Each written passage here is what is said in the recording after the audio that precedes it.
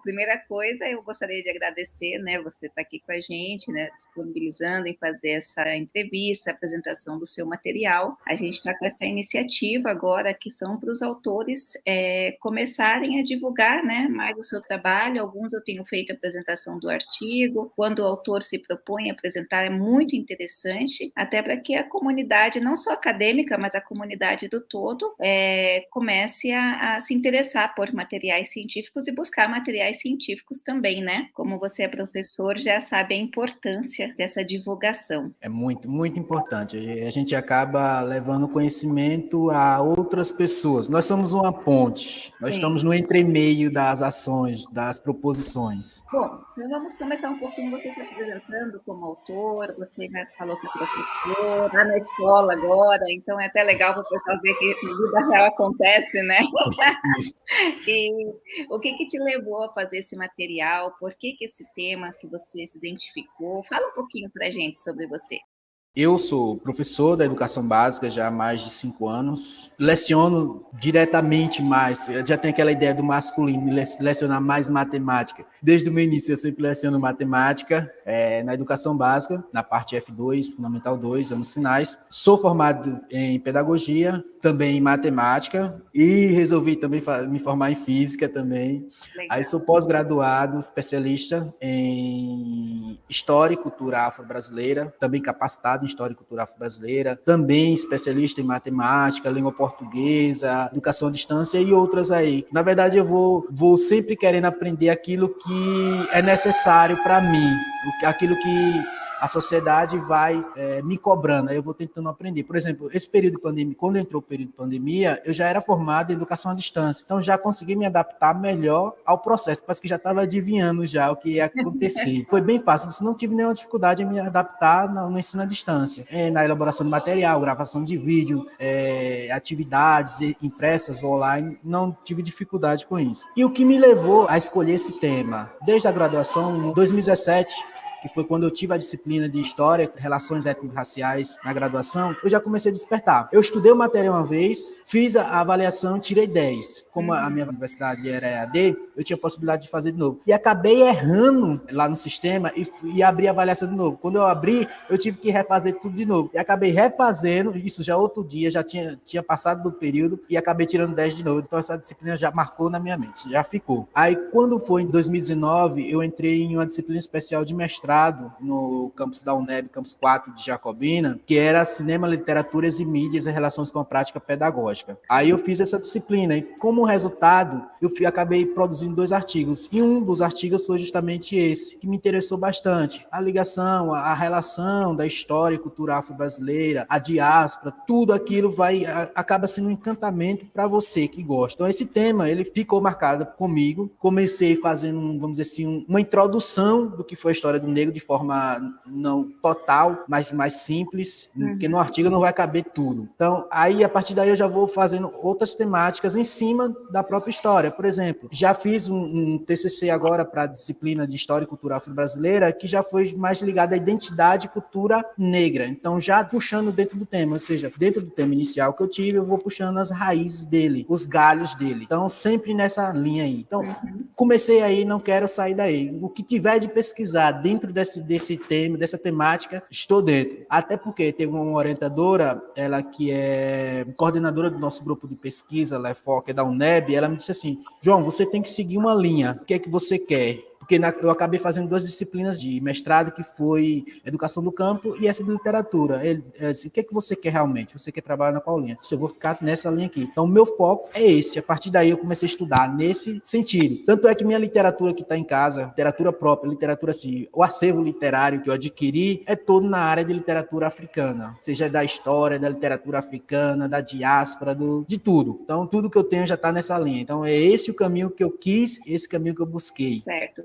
nessa questão, porque assim, trabalhar com essa temática, não tem nem o que falar da relevância para a nossa sociedade hoje, para a relevância da conscientização, para a relevância com relação ao respeito, à abertura de oportunidades. Agora, você tem esse interesse da vida do negro em si como um todo, desde a diáspora até os dias contemporâneos, ou você, porque aqui você foi para um século específico, né? O século Isso. não, você fez um recorte do século XVI até o século XXI. Conta um Justamente, pouco então, mais sobre esse recorte que você fez. esse recorte que eu fiz, justamente que surgiu a nossa relação, eu digo assim, relação de Brasil Sim. com o negro. Ou seja, quando foi que começou tudo isso?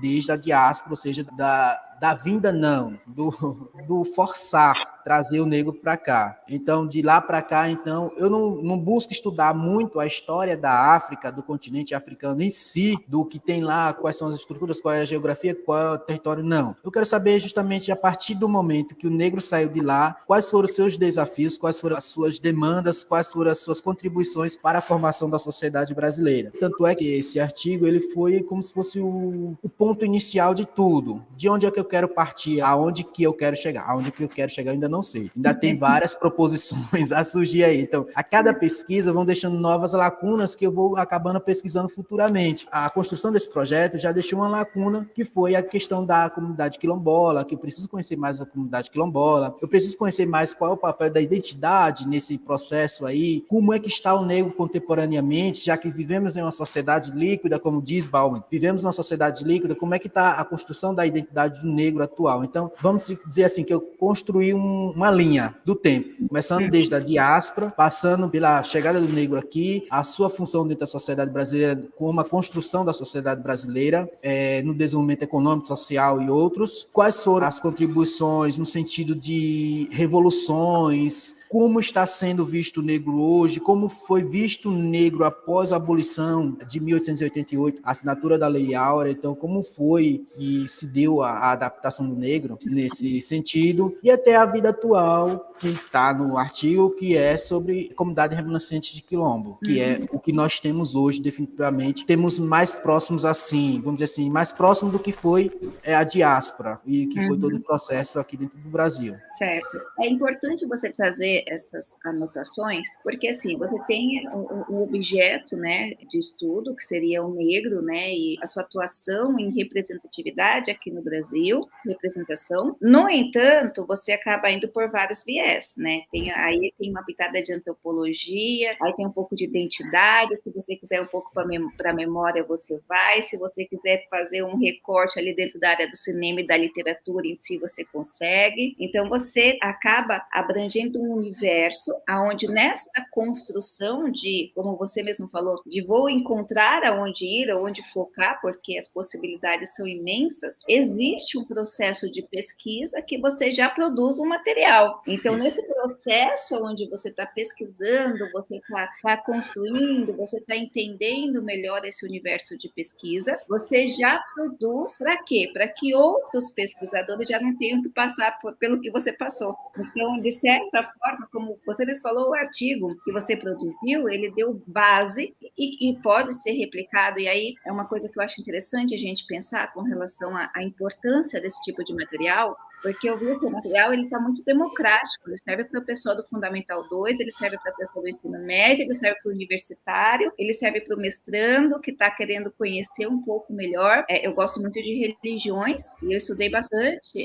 religiões afro e o impacto das religiões afro nas outras religiões contemporâneas aqui que nós temos. E esse seria um material que me daria uma base enorme naquela época, e aí é onde você está construindo o conhecimento. Agora, fala para mim, dentro das possibilidades que você tem como pesquisador, muito interessante sua fala, para que as pessoas consigam, né, compreender esse processo de construção de pesquisa. O pesquisador, ele não nasce pronto, por isso que o nome é pesquisador, ele está todo o tempo se reinventando. Quem é professor, um pouco mais, né, igual você, começa com pedagogia, matemática, vai para história, para letras, esses precisou lecionar as disciplinas, você está presente. E agora, além das pós-graduações, das especializações, você está no mestrado. Então, eu fiz já 2 disciplinas especiais de mestrado e estou buscando agora definitivamente entrar como aluno regular, porque tudo é um processo, a gente não pode ficar atropelando. Estou tentando entrar justamente no mestrado regular de História e Cultura Afro-Brasileira e Indígena. Que bacana. Então, mas é um processo de reconstrução, né? Se você vai reconstrução, reconstrução. E às vezes desconstruções, né? Porque é muito comum nesse processo alguns conceitos e algumas percepções que nós temos serem desconstruídas, né? A gente, puxa vida, como eu estava errado, como isso não é bacana, né? E você aprende numa outra perspectiva. Dentre esses interesses, quais são os seus interesses futuros? Fala pra gente.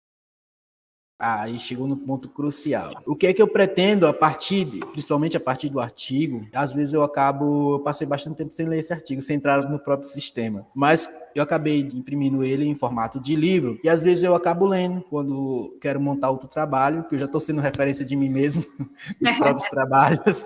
Eu digo, está faltando muita coisa aqui. O artigo tá bom. Tá bom, mas está faltando muita coisa. Quanto mais a gente vai pesquisando, mais vai aprendendo, mais a gente vai vendo que o nosso trabalho anterior, ele deixa várias lacunas. Sim. O trabalho que eu fiz na pós-graduação agora, eu já vi que tem várias lacunas que poderiam ter sido fechadas. Mas essas lacunas vão me servir para quê? Foi um problema? Foi. Talvez eu poderia ter respondido, mas ela já me serve como ponto de pesquisa, como início de uma outra pesquisa. E é justamente onde eu quis entrar agora. A partir do momento que eu fiz um artigo que me deixou lacunas e que eu tenho proposições para conhecer novos sentidos e focar em determinado, ou seja, vou delimitar o meu tema ao máximo possível no que eu quero aprender. Hoje, o que eu busco muito dentro, já que eu já fiz uma estrada histórica do que foi o negro, hoje eu quero entender o que é justamente identidade cultural. Na verdade, a cultura como símbolo de identidade de uma comunidade quilombola. É esse o delimitar das minhas proposições agora. Eu quero entender até que ponto a cultura ela surge como um fator identitário da população negra, e aqui em especial a população da comunidade quilombola. E eu sempre estou revisitando Baabá, que ele tem um livro ótimo, que é sobre o local da cultura. Ele diz, a gente precisa aprender com aqueles que sofreram diáspora, com aqueles que sofreram deslocamento. Então, a gente precisa focar nisso daí. Então, 2 autores que hoje estão me direcionando, que são apenas eles, se tiver outros que vão surgindo durante o processo, não sei,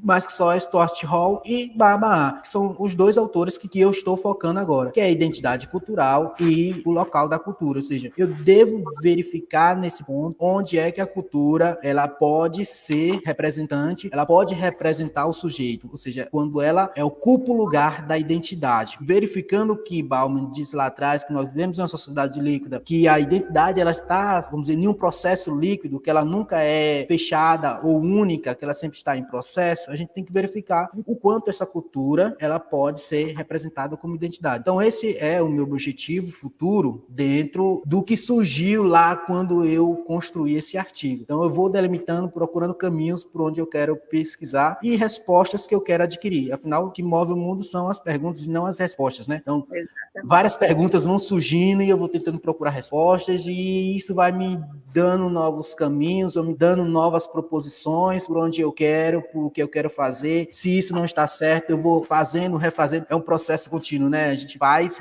desfaz e refaz. E uma coisa que eu acho que você falou que é interessante para a gente encerrar é esse processo de quando você, como pesquisador, como indivíduo de forma geral, nós estamos o tempo todo modificando, se reconstruindo, aprendendo e, obviamente, adquirindo novas sinapses. Então, é muito natural que o autor, ao escrever, porque tem gente que é muito perfeccionista, não publica porque nunca tá bom, mas nunca vai ficar bom, porque você passa fases. Então, é como você falou, aquele material naquela época estava bom e depois, quando você olha, você fala, puxa vida, hein, ficou faltando muita coisa, eu era muito inexperiente. E até por isso que muitos estudiosos pesquisam fases de autores, né? Fases de Machado de Assis, fases de Foucault, fases do próprio Bauman, porque no natural os autores, os indivíduos vão crescendo, vão amadurecendo, vão ganhando novas concepções e vão mudando seus interesses e suas percepções. Então, na verdade, você está passando por esse processo que é muito natural e o pesquisador, assim, é um processo natural de todos os indivíduos, mas o pesquisador, ele passa por essa metamorfose, é igual a música do Raul Seixas mesmo, é uma metamorfose ambulante, porque o que era ontem. Depois que você vai de encontro ou ao encontro de novos materiais, você vai reconstruindo, reconstruindo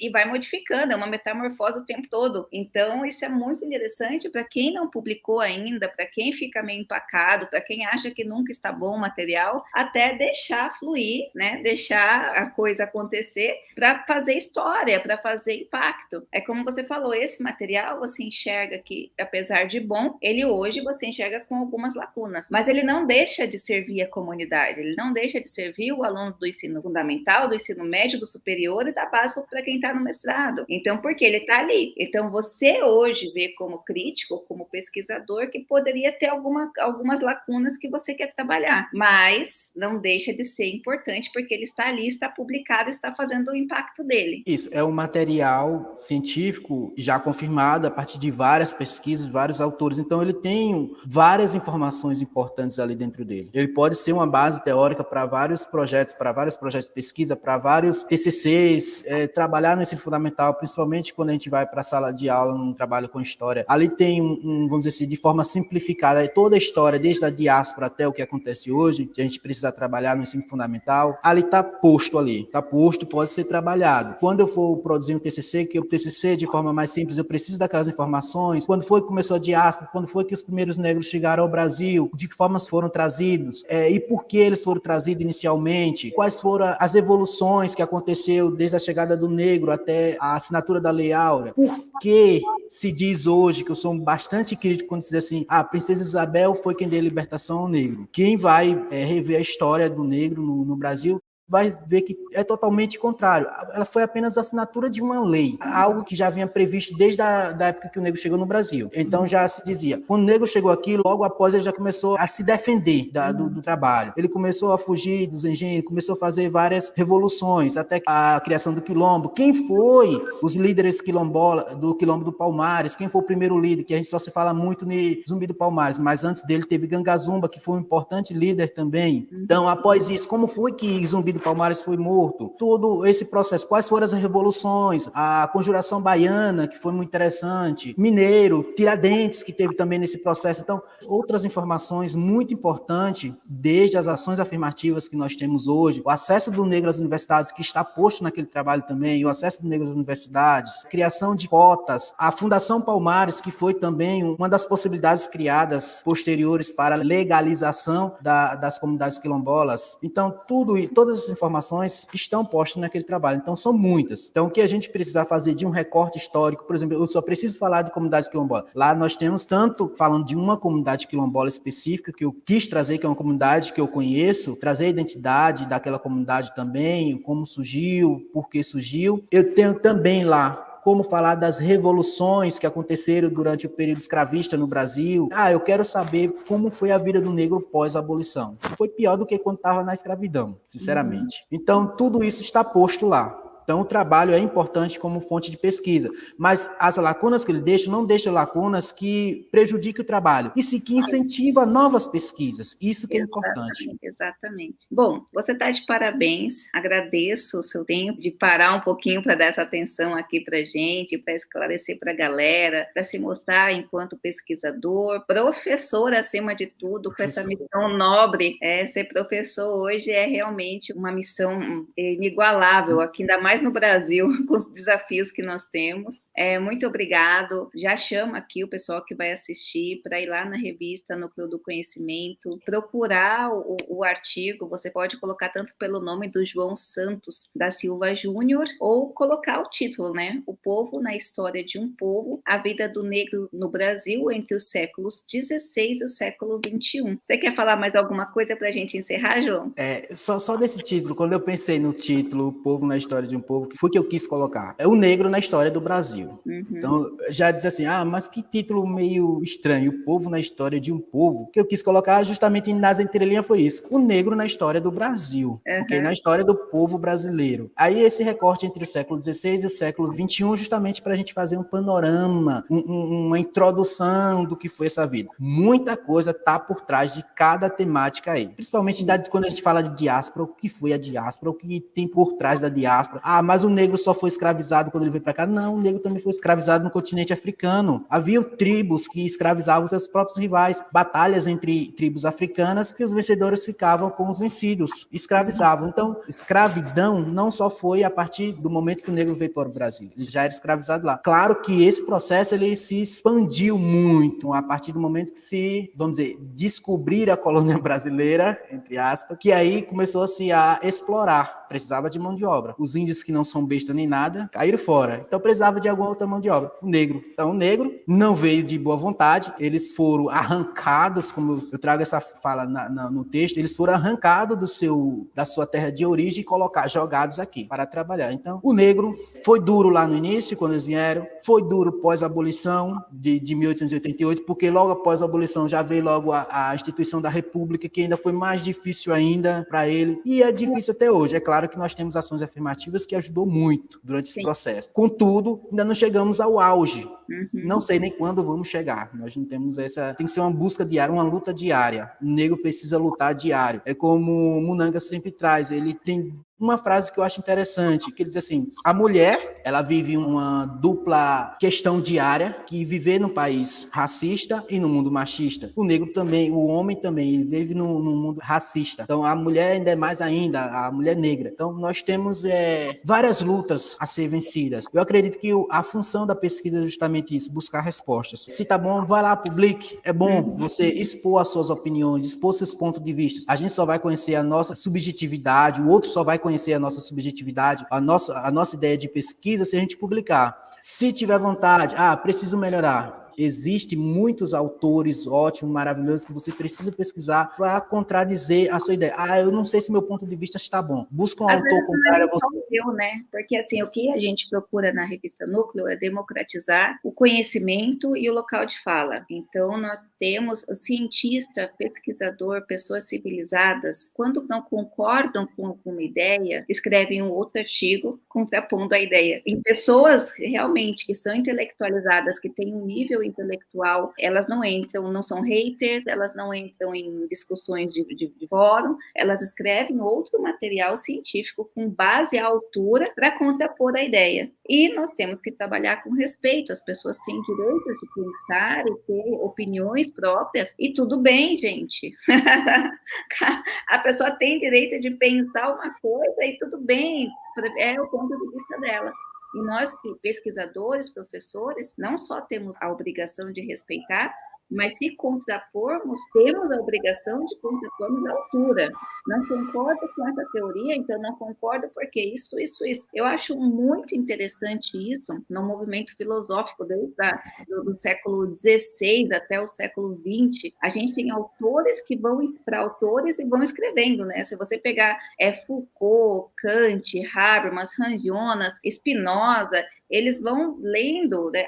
Eu li Hume, não gostei, vou para Spinoza, não gostei, daí ele vai produzir o material dele, por que ele não gostou com outras bases, e às vezes até contrapondo um autor. E eu acho que falta essa consciência para a gente hoje, justamente disso, de se você não só respeitar, mas se você não concordar, ter o direito de se contrapor. Então, na Núcleo, a gente tem vários artigos que são paradoxais nesse sentido, de, na mesma revista, a gente não tem um ponto de vista, assim, isso aqui é a revista, esse é o nosso interesse de escopo, não. Nosso interesse é transmissão do conhecimento de forma científica, de forma intelectualizada, de forma respeitosa e justamente dando oportunidade para essas lacunas. Qualquer pessoa pode ter o seu pensamento embasado, desde que seja embasado, a gente respeita, né? Se a outra pessoa não concorda, a outra pessoa contrapõe. Então, às vezes, você não precisa você mesmo se contrapor ou você mesmo se julgar. Você